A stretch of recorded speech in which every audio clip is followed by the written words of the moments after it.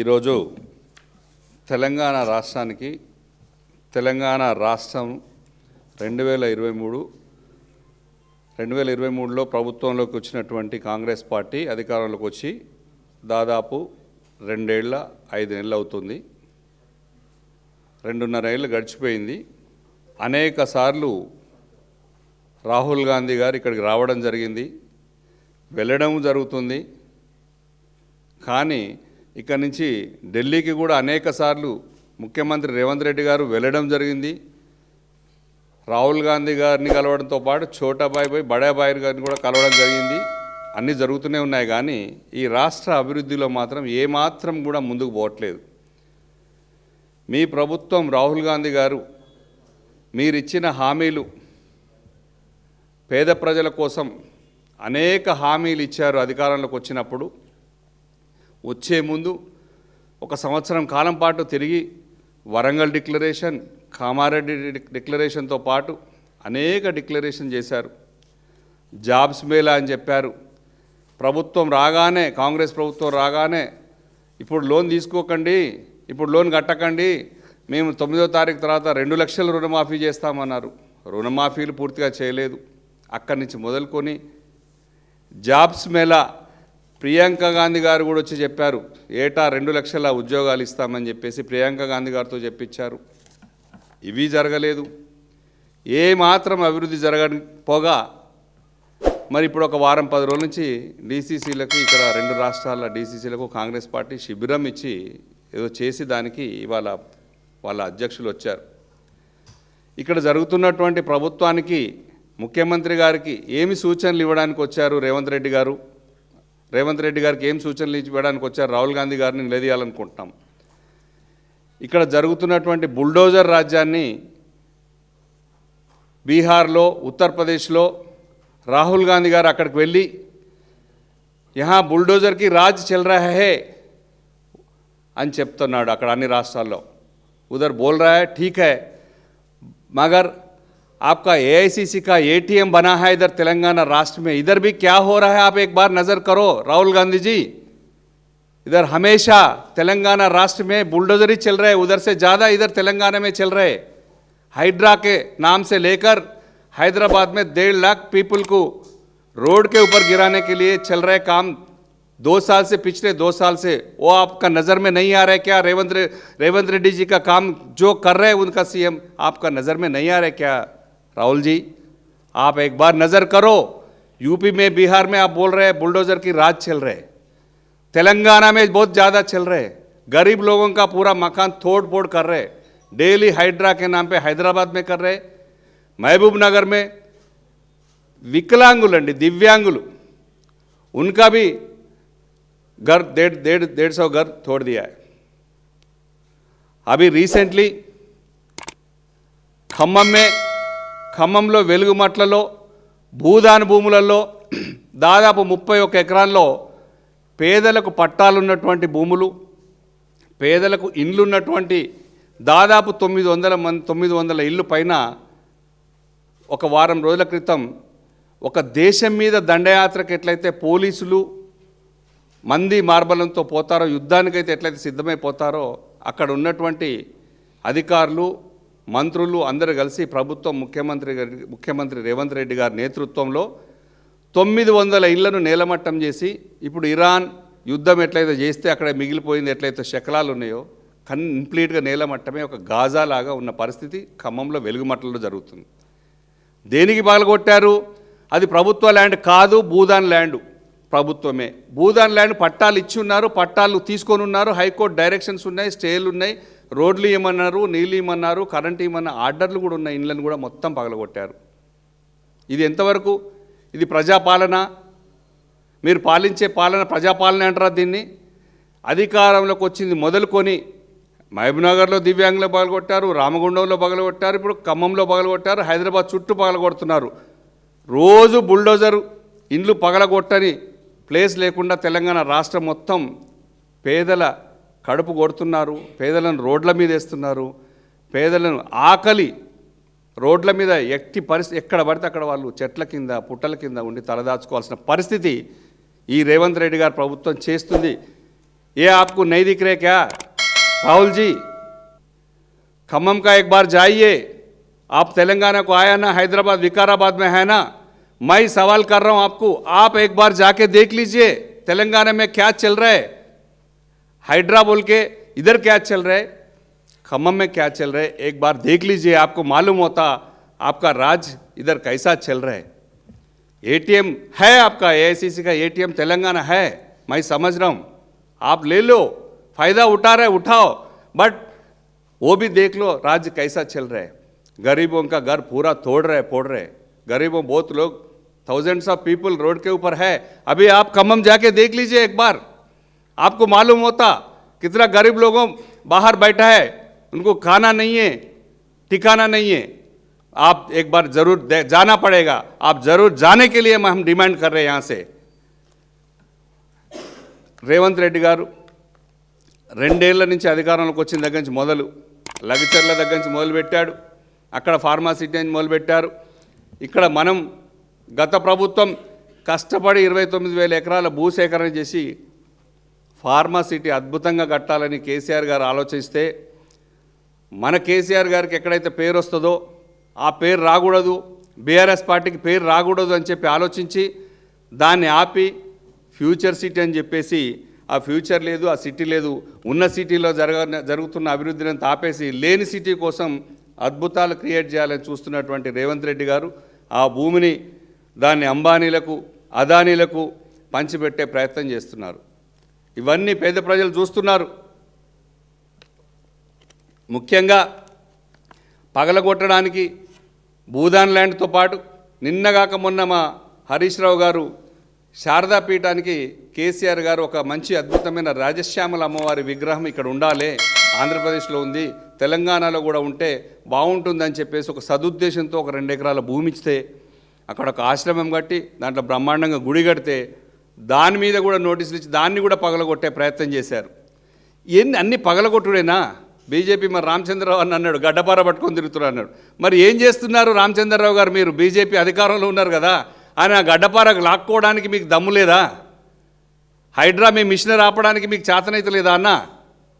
మీరే కదా మీ చోటాబాయిని ఎంతసేపట్లో ఆపొచ్చు, అది ఆపరు. మీ పని మీరు చేస్తున్నారు, ఆయన పగలగొట్టే కానీ ఆయన చేస్తున్నాడు.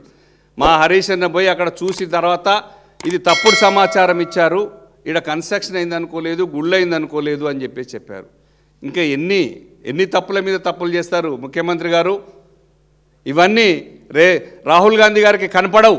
ఇవి కనపడేలాగా మీ మీడియా దృష్టి తీసుకొస్తే కనీసం మీరు రాహుల్ గాంధీ గారిని క్వశ్చన్ చేయండి.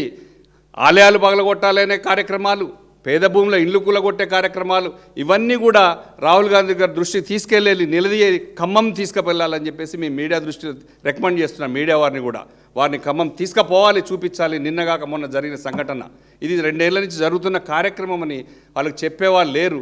వాళ్ళు ఎంతసేపటికి సర్పంచ్ ఎలక్షన్లు గెలిచినగానే చో అచ్చా టీకే అచ్చా కర్రే, ముస్లింలు మనం మున్సిపల్లో కూడా గెలవగానే మంచిగా ఉందని చెప్తున్నారు. ఇవన్నీ కూడా అధికారంలో ఉన్నప్పుడు ఓట్లు వేస్తారు, అధికారంలో ఉన్న వాళ్ళకు వస్తాయి, సహజమే. అసలు ఎలక్షన్ వచ్చినప్పుడు కానీ తెలియదు. ఇవన్నీ కూడా పేద ప్రజలు చూస్తూనే ఉన్నారు. ఉద్యోగాల పేరుతోని ఏటా 2 లక్షల ఉద్యోగాలు ఇస్తానది ప్రభుత్వం. ఎక్కడ ఒక కొత్త ఉద్యోగాలు ఇచ్చింది ఏది? మేము ఇచ్చిన ఉద్యోగాలు తప్ప ఎక్కడ ఉన్నాయి? గతంలో మేము చేసినవి తప్ప. ఇది ఒక్కసారి చూడండి. ఉద్యమకారులకు ఇస్తా అన్నారు, అమరవీరులకు ఇస్తా అన్నారు. ఎక్కడికక్కడ మేము చేయని పనులన్నీ మీరు చేస్తానని 432 హామీలు మేము చేసిన వాటికంటే గొప్పగా చెప్పారు. 6 హామీలు ఎక్కడున్నాయి? ఏ ఒక్కటి చేయడం పక్క పెట్టి డైవర్షన్ రాజకీయాలు చేసుకుంటూ బీసీల మీద కూడా చివరికి మీరే కామారెడ్డి డిక్లరేషన్లో मैं राहुल जी को एक सवाल पूछना चाह रहा हूँ. आप 42% डिक्लेरेशन किया है बीसी के लिए, हम रिजर्वेशन करवा रहे, ये ऐसा बात बोल दिया 42% रिजर्वेशन ज़रूर लाएंगे बोल के बोले. आप लाया नहीं, कुछ नहीं किया.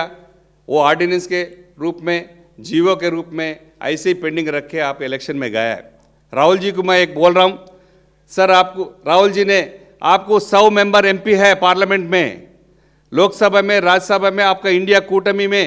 आपको मैं पूछ रहा हूँ 200 नियरली 230 मेंबर पार्लियामेंट मेंबर है, पार्लियामेंट में और लोकसभा में और राज्यसभा में. आपको ये प्राइवेट ये बीसी के लिए एक बिल लगाने के लिए एक प्राइवेट मेंबर बिल भी हमारा पार्टी केसीआर के नेतृत्व में हम लगा दिया है बिल, उसको समर्थन करो, उसके लिए फाइट करो ना राहुल जी। आपका एमपी लोग 8 लोग यहाँ से है, कांग्रेस पार्टी के 8 लोग एमपी से, बीजेपी का भी एमपी से 8 लोग है, क्या कर रहे हैं बीसी के लिए? कोई लड़ता नहीं। हम केसीआर जी के नेतृत्व में प्राइवेट मेंबर बिल लगा दिया है, आप इसको लाइए सामने, इस बिल को समर्थन कर दीजिए, इसका चर्चा कर दीजिए। इस सेशन में 9 से चालू हो रहे, इसमें उठाइए, आप मुद्दा उठाइए। खाली एसआईआर के ऊपर जो काम को नया था उसके ऊपर लड़ता है। बीसी लोग यहाँ 56% इस तेलंगाना में है, देश में 60% तक है, उसके लिए लड़ो ना, उसके लिए लड़ो ना जी। आप बोलना अलग है, काम करता अलग है, उसके लिए लड़ो जी, उसके लिए लड़ो। पहले वो जॉब्स नहीं देता है, बीसी के लिए नहीं लड़ता है। తెలంగాణ ముఖ్యమంత్రి గారు 4000 నిరుద్యోగ భృతి ఇస్తా అన్నారు, తెలంగాణ ఉద్యమంలో అమరులైన వాళ్ళకు 25,000 గౌరవ పెన్షన్ ఇస్తా అన్నారు. ఎక్కడిచ్చారు ముఖ్యమంత్రి గారు మీరు? ఏ ఒక్కటి ఇవ్వలే. కాంగ్రెస్ పార్టీకి అధికారం రాగానే 13 వాగ్దానాలు ఇచ్చారు, 430 ఒక్కటి కూడా చేయలే. ఒక మా సోదరిమణులకు బస్సు తప్ప మిగతా అన్ని తుస్సే. ఏ ఒక్క కార్యక్రమం కూడా చేసింది లేదు. కళ్యాణ లక్ష్మి లేదు, తులం బంగారం లేదు, మహిళలకు ఒంటరి మహిళలకు ఇస్తా అన్నది లేదు, పెన్షన్ డబల్ చేస్తా అన్నది లేదు, ఆటో కార్మికులకు ఇస్తా అన్నది లేవు. ఏం చేశారు మీరు? కనీసం మంత్రివర్గంలో కూడా మా బీసీలకు న్యాయం లేదు. 3 ఆనండి మంత్రులు బీసీలు ఉంటే అది కూడా ఏం పోర్ట్ఫోలియోలు ఇచ్చారు ఆ మంత్రులకు కూడా? ఆలోచించండి ముఖ్యమంత్రి గారు, మాకేం న్యాయం చేస్తున్నారు మా బీసీలకు? కార్పొరేషన్ పదవులు కూడా ఎవరికి ఇచ్చారో ఒకసారి ఆలోచించండి. ఎంత అన్యాయం జరుగుతుంది బీసీలకు ఈ రాష్ట్రంలో. కార్పొరేషన్ లివర్ మీ బడ్జెట్లోనే ఏటా 20,000 కోట్ల రూపాయల బడ్జెట్ పెట్టి 5 ఏళ్లలో 1,00,000 కోట్ల బడ్జెట్ పెట్టి మీ బీసీలను అద్భుతంగా డెవలప్ చేస్తారని మీరు మాట ఇచ్చారు. ఎక్కడ చేశారు ముఖ్యమంత్రి గారు? చెప్పండి, పత్రం రిలీజ్ చేయండి, మేము బీసీలకు ఇంత చేశామని. 2 ఏళ్లలో 2.5 ఏళ్లలో 50,000 కోట్లు ఖర్చు పెట్టారా? చెప్పండి. మీరు ఒక్క స్కీమ్ కంటిన్యూ చేయరు, రైతు బంధు ఎగ్గొట్టారు, ఇంకా అవన్నీ మా పెద్దలు మాట్లాడతారు అవన్నీ. కానీ ఇవాళ మాత్రం నేను ఖచ్చితంగా రాహుల్ గాంధీ గారిని నేను ఖమ్మంలో జరుగుతున్నటువంటి వెలుగుమట్లలో జరుగుతున్నటువంటి 60 ఎకరాల భూమి ఉంటే 1954లో భూదానం చేస్తే అది 89-90లోకి వచ్చేసరికి ఆ 2000 లోపు దాన్ని 30 ఎకరాలు పట్టా ల్యాండ్గా మారిపోయింది. మిగతా 30 ఎకరాలు పేదలకు పట్టాలు ఇస్తే ఆ పేదలను కూడా పొట్టన పెట్టుకొని వాళ్ళని నిరాశ్రయం చేసి, పైగా నిన్న వాళ్ళు ఇచ్చిన అంబేద్కర్ అక్కడ ఉన్నటువంటి టీటీడీసీ షెల్టర్లలో పునరావాస కేంద్రాలలో ఉంటే వాళ్ళ భోజనాలు కూడా పెట్టకపోతే మా పార్టీ మిగతా వాళ్ళు ఎక్కడోళ్ళు అక్కడ భోజనాలు పెడుతుంటే వాళ్ళని అక్కడి నుంచి ఖాళీ చేయించడానికి రోడ్ల మీద ఎక్కడ పడితే అక్కడ పోలీసులతో కొట్టిస్తున్నారు. పోలీస్ సోదరులు కూడా ఆలోచించాలి. డీజీపీ గారు శివధర్ రెడ్డి గారు నేను అడుగుతున్నాను, పేదలకు ఇల్లు కూలగొట్టడమే కాకుండా వాళ్ళు ఉన్న నిరాశ్రయులు అక్కడ ఉన్నటువంటి పునరావాస కేంద్రాల నుంచి కూడా కొట్టి పంపించాలి అనుకుంటే ఎంతవరకు న్యాయం మీరు చెప్పండి? ఇది ఎంతవరకు న్యాయమో ఆలోచించండి. అధికారం ఎవరికి శాశ్వతం కాదు, మళ్ళీ మారుతూనే ఉంటాయి ప్రభుత్వాలు.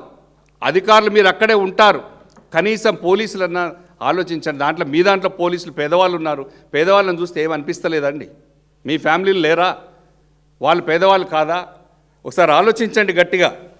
ఖమ్మంలో నిన్న సంఘటన, ఎక్కడ పడితే అక్కడ కొడితే కాలువలలో పడ్డారు, ఉరికించి కొడుతున్నారు. అంటే ఇక్కడి నుంచి ఖాళీ చేయండి, ఇది ఉంటే రోజుకో సంఘటన జరుగుతుంది, వివిధ పార్టీల వాళ్ళు వస్తున్నారు, ఇది దేశమంతటి తెలిసిపోతుంది, మేము చేసిన తప్పు బయటపడుతుంది అని చెప్పేసి ఆ తప్పును ఎప్పటికీ ఆపలేరు. ఎందుకంటే మీడియా చాలా స్ట్రాంగ్గా ఉంది, సోషల్ మీడియా అద్భుతంగా పనిచేస్తుంది. మీరు కొన్ని మంది చూపించినా చూపించకపోయినా సమాజంలో అద్భుతంగా ముందుకు తీసుకెళ్తున్నారు. వారందరికీ కూడా ఈ సంఘటన బయటపెట్టిన ముందు మీడియా మిత్రులందరికీ కూడా సహకరిస్తున్న, పేదలకు సహకరిస్తున్న మీడియా మిత్రులందరికీ కూడా నేను మరొకసారి థ్యాంక్ చెప్తున్నాను. మీడియా సాక్షిగా బయట తీయండి. వాళ్లకు మళ్ళీ అక్కడే ఎన్ని ఇండ్లు అయితే కూలగొట్టారో అక్కడే ఇండ్లు కట్టించి మా డిమాండ్, మా బీఆర్ఎస్ పార్టీ తరఫున మా కేటీఆర్ గారు వచ్చి చెప్పారు. వారు వచ్చి చెప్పేదాకా కూడా మిగతా వాళ్ళు ఎవరు యాక్టివ్గా కూడా కాలే. మా డిమాండ్, మా బీఆర్ఎస్ పార్టీ, మా కేసీఆర్ గారు, కేటీఆర్ గారు మా డిమాండ్, పేద ప్రజల ఇండ్లు ఎక్కడైతే పడగొట్టారో అక్కడే అద్భుతమైన ఇండ్లు కట్టించి వాళ్ళకు పట్టాలు ఇచ్చి కరెంటు, రోడ్లు, ఫెసిలిటీస్ కూడా ఏర్పాటు చేయాలి. భూదాన్ ల్యాండ్ అంటే పేద ప్రజలకు ఇచ్చే ల్యాండ్, దాన్ని వేరే దానికి వాడుకోవడానికి వీల్లేదు. పేద ప్రజలు ఉన్న ల్యాండ్ కూడా తీసుకోవాల్సిన అవసరం ఏందండి? 1,00,000 ఎకరాల భూమి ఉన్నది, ఎక్కడో అక్కడ దేశాల నుంచి వచ్చిన వాళ్ళకు భూదానం చేస్తున్నారు, ఇండస్ట్రీలు పెట్టుకోమని చెప్తున్నారు. కానీ కూడు లేని వాళ్ళకు అక్కడ ఉండడానికి షెల్టర్ లేని వాళ్ళకు, గుడిసెలు కూడా లేని వాళ్ళకు కూడా వాళ్ళ భూములను ల్యాండ్ గ్రాబర్స్ అంటారు పేదవాళ్ళను. ఇది చాలా తప్పండి. అక్కడ జరుగుతున్న వాడిని రాష్ట్రం మొత్తం చూస్తుంది. ఇంకా దీంట్లో చాలా డిమాండ్లు ఉన్నాయి. 10వ తరగతి పాస్ అయితే 10,000 ఇస్తా అన్నారు, ఇంటర్మీడియట్ పాస్ అయితే 15,000 ఇస్తా అన్నారు మీ హామీలలో, డిగ్రీ పాస్ అయితే 25,000 ఇస్తా అన్నారు, పోస్ట్ గ్రాడ్యుయేషన్ పాస్ అయితే 1 lakh రూపీస్ కూడా ఇస్తా అన్నారు. ఇట్లా ఏ ఒక్కటి చేయలేదు. ఉద్యోగాలు చేయలేదు, బీసీల రిజర్వేషన్లు చేయలేదు. పైగా ప్రభుత్వం మీద పాలించబోయే బాబంటే ప్రజాపాలన అనే పేరు పెట్టి కేవలం డైవర్షన్ రాజకీయాలు తప్ప మీరు ఇప్పుడు అక్కడ నేర్పేది మీరు ఏం చేసారో నాకు తెలియదు. కానీ ఎట్లా దాచుకోవాలి, ఎట్లా దాచుకోవాలి అనే దాని మీద జరిగిందేమో నాకు తెలియదు. కానీ మీరు దోచుకున్నారో 2.5 ఏళ్ళు అయిపోయింది. ఇంకా 2.5 ఏళ్ళు తెలంగాణ రాష్ట్ర ప్రజలు భరిస్తారు. కానీ ఇప్పటి నుంచైనా పాలన మీద దృష్టి పెట్టి పేద ప్రజలకు అన్యాయం కాకుండా పేద ప్రజలను కాపాడండి. సుందరీకరణ పేరుతో 1,50,000 మందిని ఇళ్ళ పాల్గొట్టి రోడ్ల మీద పెట్టే బదులు వాళ్ళకి ఏం కావాలి ఆలోచించండి. సుందరీకరణకు బీఆర్ఎస్ పార్టీ ఎగనెస్ట్ కాదు, పేద ప్రజలను రోడ్ల మీద పడేయడానికే ఎగనెస్టు. ఇవన్నీ కూడా రాహుల్ గాంధీ గారు ఇన్నిసార్లు వచ్చారు. మరి మీకు ఏం చెప్తున్నారు? రాहुल जी आपको मैं एक बोलना चाह रहा हूँ, आप बार बार तेलंगाना को आ रहे हैं, अच्छा है आपका गवर्नमेंट देख लीजिए, बट इधर क्या हो रहा है थोड़ा मन लगा दीजिए. आपको रेवेन्यू आ रहा है वो अलग चीज़ है. इधर तेलंगाना राष्ट्र में गरीब लोग कैसा है, आप गरीब के फेवर में हमेशा बोलते हैं ना, आप थोड़ा ध्यान करो इधर क्या हो रहा है. पर्टिकुलरली 4-5 दिन में तेलंगाना में खम्मम में क्या हुआ, क्या चल रहा है, आप एक बार आपका टीम को भेज दीजिए, आप जाइए देख लीजिए क्या हो रहा है. इसके लिए आज मैं राहुल गांधी जी को पूछने के लिए हम प्रेस लगा दिए. మిత్రులందరూ మీడియా మిత్రులందరూ కూడా ఒకసారి ఇది రాహుల్ గాంధీ గారికి చేరే విధంగా ప్రయత్నం చేసి ఆయనను ఖమ్మం పంపించేసి మన రేవంత్ రెడ్డి గారిని పాలన మీద దృష్టి పెట్టమని చెప్పేసి ఇందిరమ్మ రాజ్యం అంటే ఇల్లు కూలగొట్టుడు కాదు. గతంలో ఇల్లు ఇచ్చినామే ఇందిరమ్మ అని అనేవాళ్ళు, ఇప్పుడు ఇల్లు కూలగొట్టడమే ఇందిరమ్మ రాజ్యంగా అయింది. ప్రజా పాలన అంటే ప్రజలను ఏడిపించడం, వేధించడమే పాలన అయింది. ఇది ఉద్యమకారులకు కూడా 250 గజాలు జాగాలు ఇస్తున్నారు. అవన్నీ కూడా మీరు దృష్టిలో పెట్టుకొని అవన్నీ జరిపే విధంగా మా ప్రతిపక్ష పాత్ర, మాకు ఇచ్చినటువంటి ప్రజలు ఇచ్చిన పాత్ర మేము ఖచ్చితంగా 432 హామీలు ఇచ్చేదాకా, పేద ప్రజలకు న్యాయం జరిగేదాకా మేము కొట్లాడతాం. రాహుల్ గాంధీజీ కూడా ఖమ్మం రావాలని చెప్పేసి మేము డిమాండ్ చేస్తున్నాం. Thank you.